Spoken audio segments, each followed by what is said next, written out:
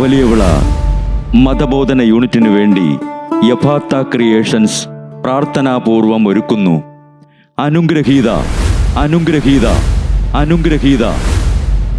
രചന അവതരണം അനിൽ കുഴിഞ്ഞകാല.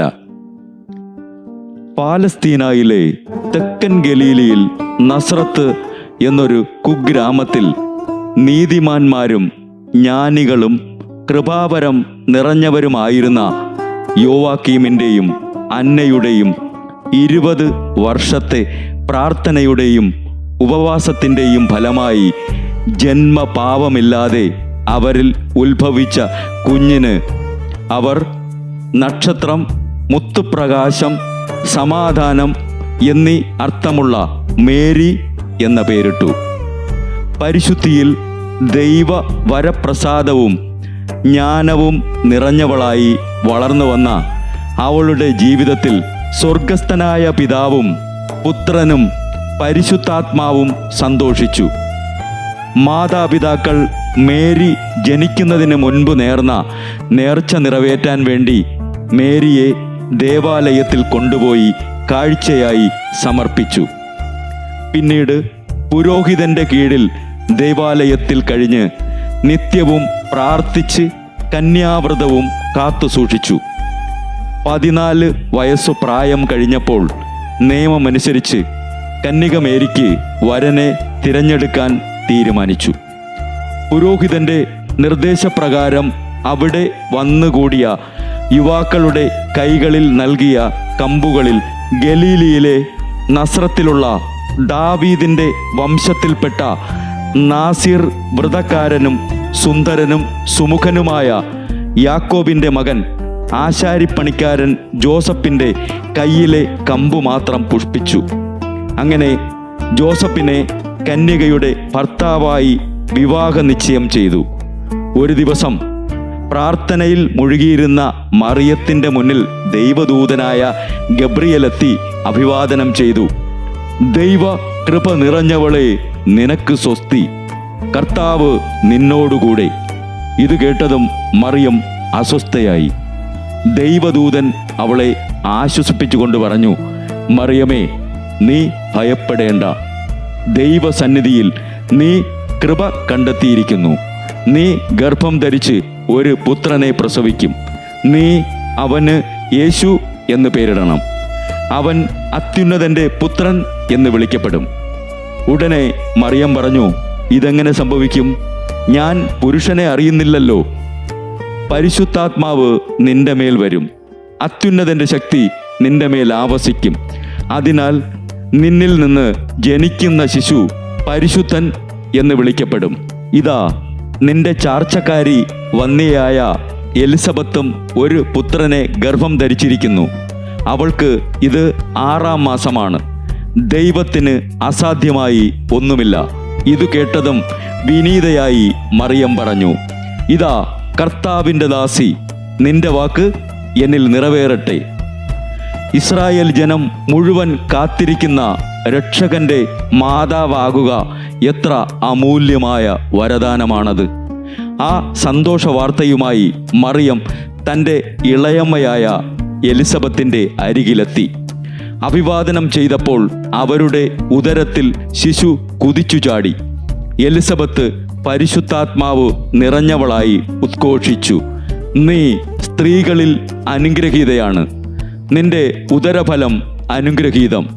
ഇത് കേട്ട് ആനന്ദത്തിൽ മറിയം അവരെ 3 മാസം ശുശ്രൂഷിച്ചു. ജോസഫ് മറിയം ഗർഭവതിയാണെന്നറിഞ്ഞതും രഹസ്യമായി പിന്മാറാൻ ആലോചിച്ചു. ഉടനെ ഗബ്രിയേൽ ദൂതൻ ജോസഫിന് മുന്നിൽ പ്രത്യക്ഷനായി പറഞ്ഞു, മറിയത്തെ ഭാര്യയായി സ്വീകരിക്കാൻ ശങ്കിക്കണ്ട. അവൾ ഗർഭവതിയായിരിക്കുന്നത് പരിശുദ്ധാത്മാവിൻ്റെ ശക്തിയാലത്രേ. മറിയത്തിന് ജനിക്കാൻ പോകുന്ന ശിശുവിന് യേശു എന്ന് പേരിടണം. ഇത് കേട്ടതും ജോസഫ് മറിയത്തോടൊപ്പം രക്ഷകന്റെ വരവിനായി പ്രാർത്ഥിച്ചുകൊണ്ടിരുന്നു. അഗസ്റ്റസ് സീസറിൻ്റെ കൽപ്പനപ്രകാരം പേരെഴുതിക്കാനായി താങ്ങളുടെ നാടായ ഗലീലിയിലെ നസ്രത്തിൽ നിന്നും യൂദയായിലെ ദാവീദിന്റെ പട്ടണമായ ബത്ലഹേമിലേക്ക് മറിയത്തോടൊപ്പം യാത്ര പുറപ്പെട്ടു. യാത്രാമധ്യേ മറിയത്തിന് പ്രസവ സമയമായി.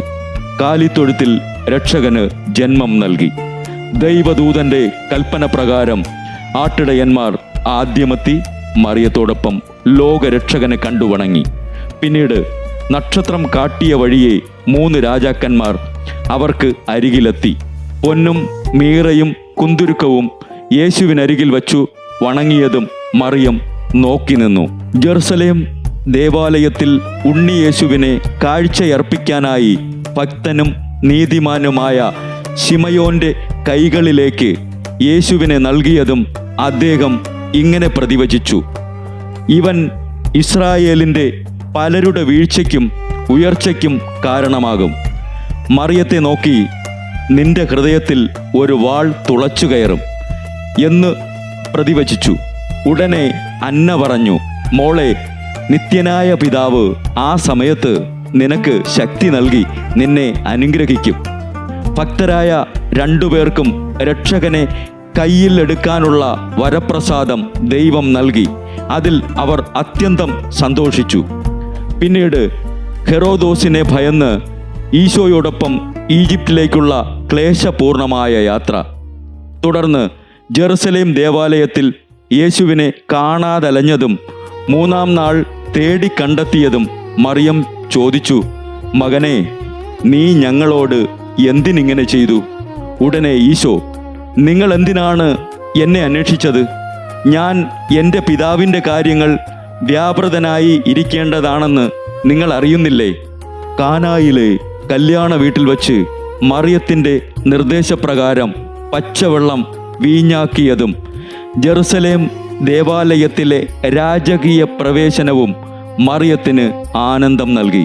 എന്നാൽ പീഡാസഹന വേളയിൽ ഒപ്പം പിന്തുടർന്ന മറിയത്തെ കുരിശും വഹിച്ച് പൂമേനിയാകെ രക്തമണിഞ്ഞ് കണ്ണുനീരോടെ ആ മുഖത്ത് നോക്കിയത് മറിയത്തിൻ്റെ ഹൃദയം പിളർന്നു. ഈ സംഭവമാണ് ശിമയോൻ അന്ന് പ്രവചിച്ചത്. പിന്നീട് യോഹന്നാൻ്റെ കയ്യിൽ തൻ്റെ അമ്മയെ ഏൽപ്പിച്ചതും കുരിശിൽ കിടന്ന് പിടഞ്ഞതും തൻ്റെ കൺമുന്നിൽ വച്ച് മകൻ യാത്ര പറഞ്ഞതും മറിയത്തിന് നിറകണ്ണുകളോടെ നോക്കി നിൽക്കാനേ കഴിഞ്ഞുള്ളൂ. പിന്നീട് തൻ്റെ പൊന്നോമന പുത്രൻ്റെ പൂജ്യദേഹം മടിയിൽ കിടത്തിയതും മനുഷ്യന് സങ്കൽപ്പിക്കാൻ കഴിയാത്തത്ര വേദന ആ നിമിഷം മറിയത്തിന് അനുഭവിക്കേണ്ടി വന്നു. സഹിയോൻ ഊട്ടുശാലയിൽ യേശുവിൻ്റെ മരണത്തിൽ ഭയന്നിരുന്ന ശിഷ്യന്മാർക്ക് മറിയം ധൈര്യം പകർന്നു നൽകി. അവർക്ക് വേണ്ടി പ്രാർത്ഥിച്ചു. പരിശുദ്ധാത്മാവ് നിറഞ്ഞവർ യേശുവിൽ നിന്ന് കേട്ടതും കണ്ടതുമായ വിശ്വാസം പ്രഘോഷിച്ച ശിഷ്യന്മാർ രക്തസാക്ഷിത്വ മകുടം ചൂടി. പിന്നീട് മറിയം കണ്ടത് കുരിശിൽ മരിച്ച തൻ്റെ മകൻ പടുത്തുയർത്താൻ ശ്രമിച്ച സഭ രക്തസാക്ഷികളുടെ രക്തം കൊണ്ട് തടിച്ചു കൊഴുത്ത് വളരുന്നത് ആത്മനിർവൃതിയോടെ കണ്ട് സ്വർഗത്തിലേക്ക് സംവഹിക്കപ്പെട്ടു. അങ്ങനെ മറിയം ദൈവവചനം വഹിച്ചിരുന്ന സജീവ പേടകവും താഴ്വരയിലെ ലില്ലിയും മാധുര്യമുള്ള റോസാപ്പൂവും ഫലം നിറഞ്ഞു നിന്ന ഒലിവ് വൃക്ഷവുമായി. രക്ഷകന് ജന്മം നൽകിയതിനാൽ മറിയം ഭാഗ്യവതിയും ജന്മപാപം ഇല്ലാതെ ഉത്ഭവിച്ചതിനാൽ സ്വർഗത്തിൻ്റെയും ഭൂമിയുടെയും രാജ്ഞിയുമായി. നക്ഷത്ര കിരീടം ചൂടി സൂര്യനെ ഉടയാടയാക്കി ചന്ദ്രനെ പാദത്തിൻ കീഴിലുമാക്കി. അങ്ങനെ പ്രസാദവര പൂർണ്ണയായി മറിയം ഇന്നും പ്രശോഭിക്കുന്നു. ആഗോള കത്തോലിക്ക തിരുസഭ മറിയത്തിൻ്റെ അമലോത്ഭവ തിരുനാൾ, ജനന തിരുനാൾ, സ്വർഗാരോഹണ തിരുനാൾ ഏറ്റവും ഭക്തിയോടെ കൊണ്ടാടുന്നു. വേളാങ്കണ്ണി, ലൂർദ്, ഫാത്തിമ എന്നീ സ്ഥലങ്ങളിൽ മാതാവ് പ്രത്യക്ഷപ്പെട്ടതിനാൽ ആ നാമങ്ങളിലും വ്യാകുല മാതാവ്, ജപമാല രാജ്ഞി എന്നീ അപദാനങ്ങളാലും ഭക്തർ മറിയത്തെ വാഴ്ത്തുന്നു. ക്രിസ്ത്യാനികളുടെ സഹായമായ മറിയമേ, ഞങ്ങൾക്കും ഈ വിശ്വാസ പരിശീലന യാത്രയ്ക്ക് എന്നും വഴികാട്ടിയായിരിക്കണമേ. ആമേൻ.